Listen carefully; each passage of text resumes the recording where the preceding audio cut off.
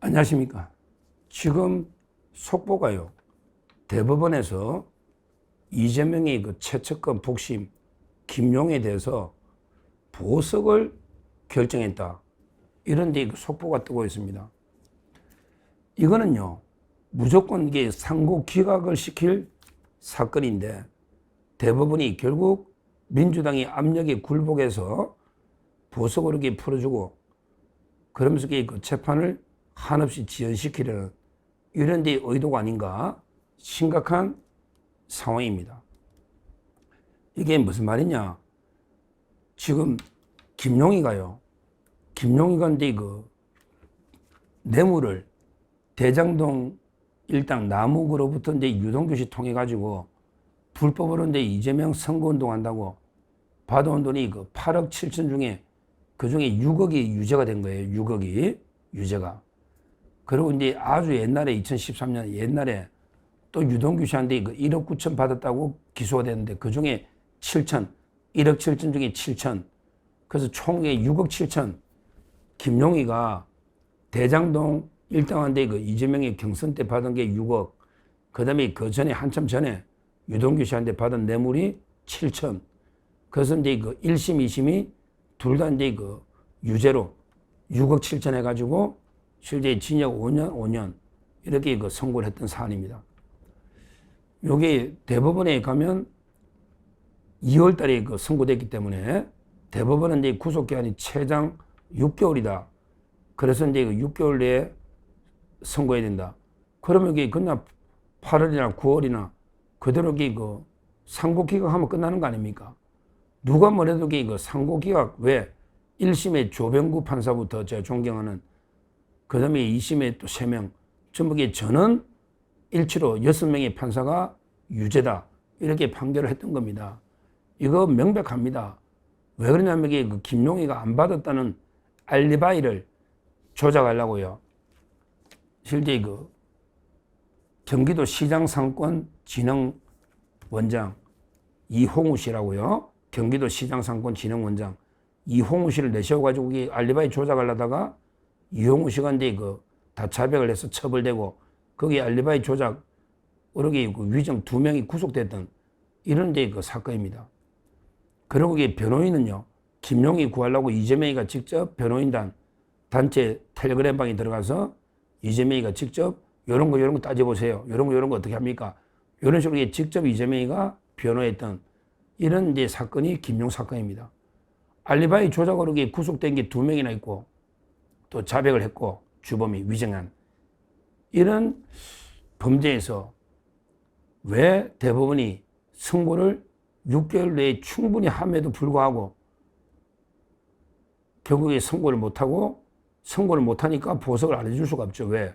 구속기한이 6개월이니까 이게 그 보석을 안 해줄 수가 없는 거죠. 선고를 빨리 했으면 되는데 선고를 늦추는 바람에 구속기한이 만료가 되면 보석을 할 수밖에 없는 이런 데 그 상황까지 온 겁니다. 지금 주심 재판이 그 일부 대법원 일부의 그 서경환 대법관이 주심인데 대법원 일부의 서경환 이분은 그냥 보수법관이라 봐야 되는데 지금 현재 그 민주당이 워낙 압력을 여니까 대법관들이 저는 이게 굴복했다 이렇게 봅니다. 참 이게 부끄러운 우리 법원의 부끄러운 모습입니다. 이걸요, 간단하게 1, 2심에 다 유죄가 난 걸요, 6개월 동안 선고를 못하고 끌고 있다가 결국 이제 보석 풀어준다. 보석금 뭐 5천만 원 걸고 뭐 주거 제한하고 접촉, 이거는 이게 다 쇼고요. 이거는 큰 의미가 없고. 이렇게 되면 어떻게 되느냐.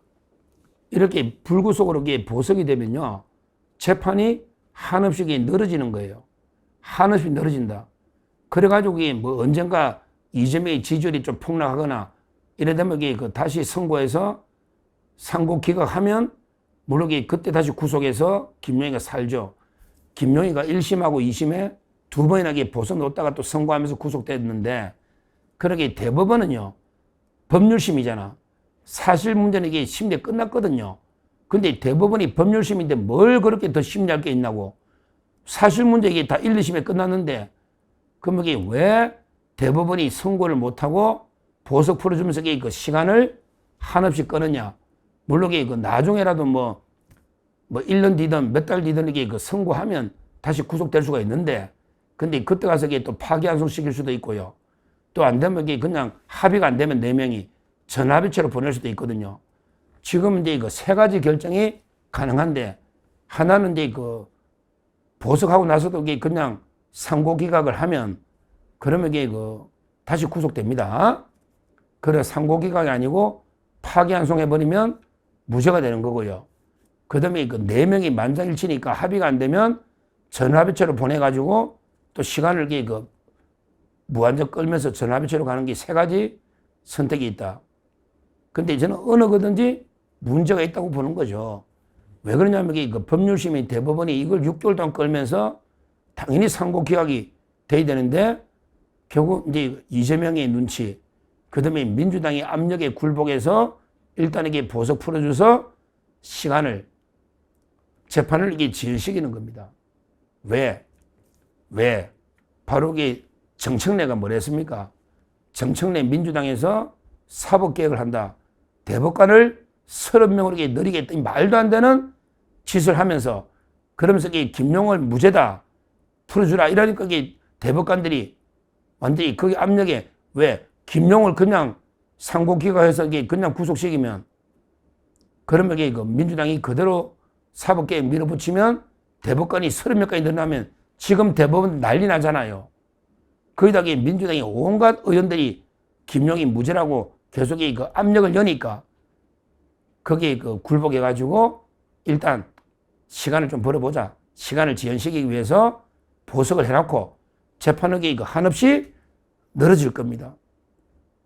심각한 상황이죠.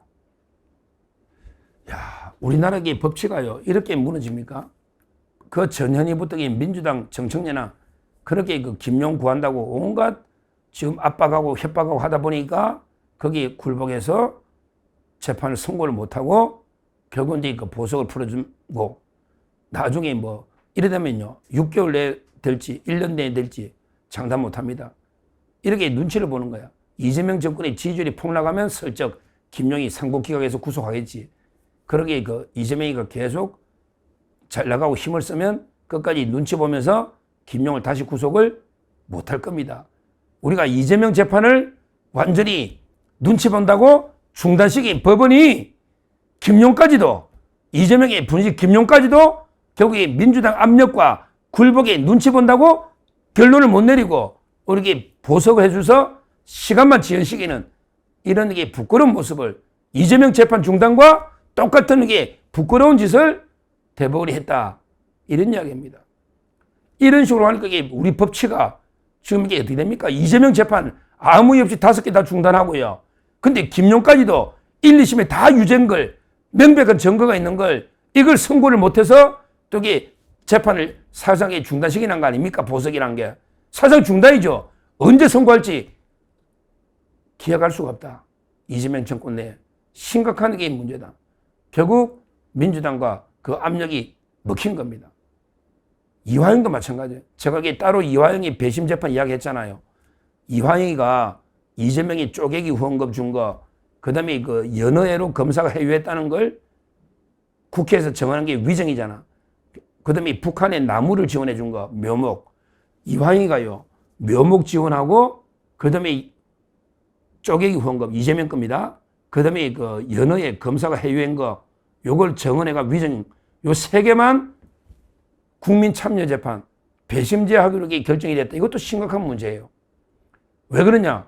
이 정도면 판사들이 안 받아줍니다.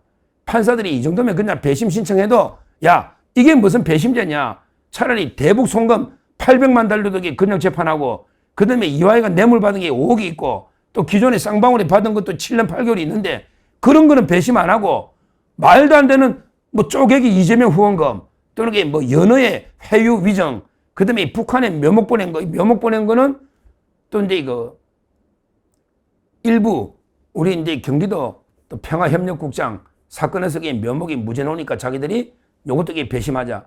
그래가지고 배심원들을 포섭해서 우리가 무죄를 만들어서, 그러면 그 이재명, 이화영이가 연허에 회유했다는 위정이 무죄가 되면 봐라, 모든 게 검사들이 회유한 거 아니냐. 그러니까 이게 다시 이재명부터 수사하자.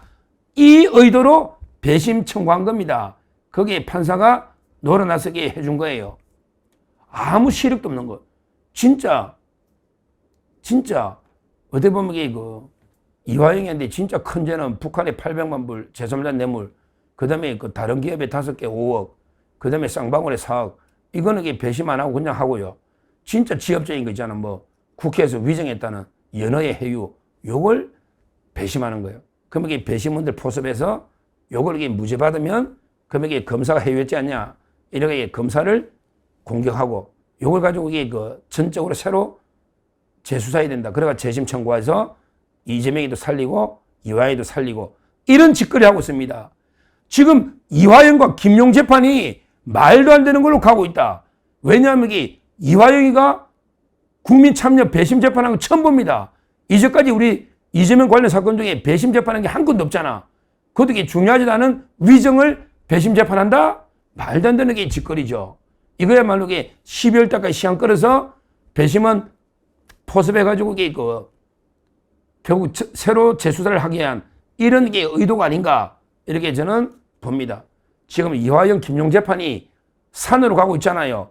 이화영은 처음으로 배심 재판이 말도 안 되게 노고 김용희는 대법원에서 저번에 한번 기각된 대법원에서 또 보석을 해주는 게 처음 봅니다. 보다 대법원은 보통 4개월 6개월 끝내는데 법률심이니까 사실 문제 따질 것도 없잖아요. 근데 6개월을 끌다가 보석을 해주고 재판을 무한 연기하겠다. 이재명 눈치 본다고. 이런 부끄러운 짓거리를 하고 있다. 정말 우리 법원이 이제 죽었네요. 우리 조희대 대법원장 이야기 대법관들 이재명 재판 다 중단하더니 부끄럽지 않아요? 이러니까 정청래나 대법관을 30명 내리가 우리 영구집권하겠다. 이런 말도 안 되는 짓거리 하는데도 찍소리도 못하고 이런 부끄러운 결정만 내리니 참 국민들이 법원을 국민들이 지지해주지 않으면요. 결국에 무너집니다. 이렇게 권력의 눈치만 보고 이렇게 부끄러운 판결만 하다 보면 결국 국민들이 사법부를 버려버립니다. 국민이 지켜주지 않으면 우리 사법 독립은 지킬 수가 없다. 정말 부끄러운 결정이 나오고 오늘 이화영의 배심, 그 다음에 김용의 보석 둘 다 사법 역사상 치욕적인 부끄러운 판결 결정이다. 이렇게 말씀드리고 이제 우리 사법부는 철저하게 무너지고 끝났다. 희망이 없다. 이렇게 말씀드립니다. 감사합니다.